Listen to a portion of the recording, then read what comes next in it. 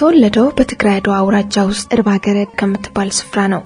የአንድ ያጭር ልቦለዶች ስብስብና የሶስት መካከለኛ ልቦለድ መጽሐፍት ደራሲ ነው።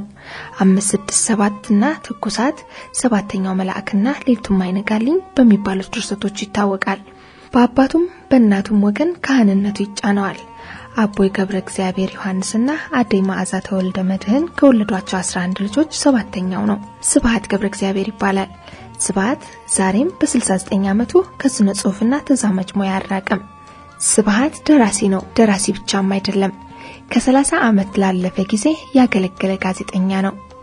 በንጉሱ ጊዜ በሚታተሙት አዲስ ዘመን ሄራልድ፣ መነን መጽሔት፣ አዲስ ሪፖርተር፣ ከዚያ ወዲህ ደግሞ የካቲት መጽሔት፣ ቁም ነገር፣ ለዛ የተባሉ መጽሔቶችና እስከ ቅርብ ጊዜ ድረስ በአዲስ ዘመን ጋዜጣ ላይ እግረ መንገድ የተሰኘ አምድ በማዘጋጀት ቀጥሎም በምዕራፍ ጋዜጣ እንደወረደ የሚል አምድ በመጀመር በእፎይታ ጋዜጣና መጽሔት አሁን ደግሞ በአዲስ አድማስ ጋዜጣ በተለይም በወጣቶች ዘንድ በርካታ ተደራሲዎችን ማፍራት የቻለ ጋዜጠኛና ደራሲ ነው። በኩራዝ የመጽሐፍት መደብር ከ10 ዓመት ላላነሰ ጊዜ አገልግሏል። በዚያ ድርጅት የታተሙት የሚደነቁ ብዙዎቹ መጽሐፍት የስብሐት አሻራ ያረፈባቸው መሆኑ አብረውት በሰሩ ባለሙያዎች ይታወቃል።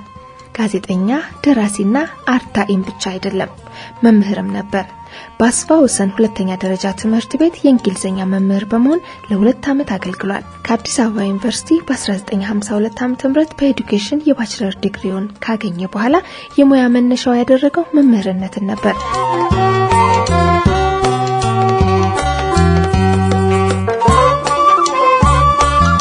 ስብሐት ሳይታተሙ ለ30 ዓመታት የቆዩትን 3 ድርሰቶችን የጻፋቸው በተከታታይ ዓመታት ማለትም በ1958 አዲስ አበባ ሌሊቱም አይነጋልኝን፣ በ1959 ትኩሳትን፣ በ1960 አዲስ አበባ ሰባተኛው መልአክን ነው። ስብሐት የጻፋቸው እኒህ ድርሰቶቹ በቅርብ የሚያውቃቸው ጓደኞቹ የተሳተፉበት የአንድ ሰሞን የአንድ አካባቢ ገሃዳዊና ስነ ልቦናዊ እውነታዎች ነጸብራቅ ናቸው። ለምሳሌ የሌሊቱም አይነጋልኝን መቼት አዲስ አበባ ውቤ በረሃ ነው። መጽሐፉ ውስጥ ያሉት ገጸ ባህሪያት በጋዱ ዓለም የሚያውቃቸው ጓደኞቹ ናቸው እና በውቤ በረሃ ሴቶች አሻሻጮች ላይ የሚደርሰውን ግፍና በደል በየዕለቱ ውሎና አምሾች በማስታወስ ለ1 ዓመት ያህል ሲመዘግብ የቆየውን እውነት ወደ ፓሪስ በሄደ ጊዜ ትምህርቱን ትቶ ጻፈው። ፓሪስ ኮሌጅ ውስጥ ከጓደኞቹ ጋር ሲኒማ ቤት ሽርሽር ሲወጣ ሲገባ ያስተዋለውን በየዕለቱ ማስታወሻው ላይ እየመዘገበ ለዓመት ከመንፈቅ ያህል ቆየ። ወደ ኢትዮጵያ እንደተመለሰም ያን ሲመዘግብ የቆየውን ማስታወሻውን ትኩሳት ወደሚል ልቦለድ ለውጦ ጻፈው።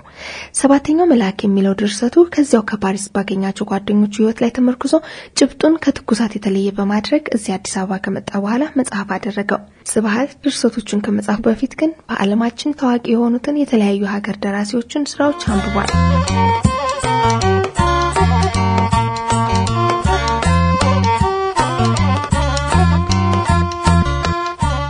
በኢሜል ዘላ ያጻጻፍ ስልት የሚደበቅ ነገር የለም።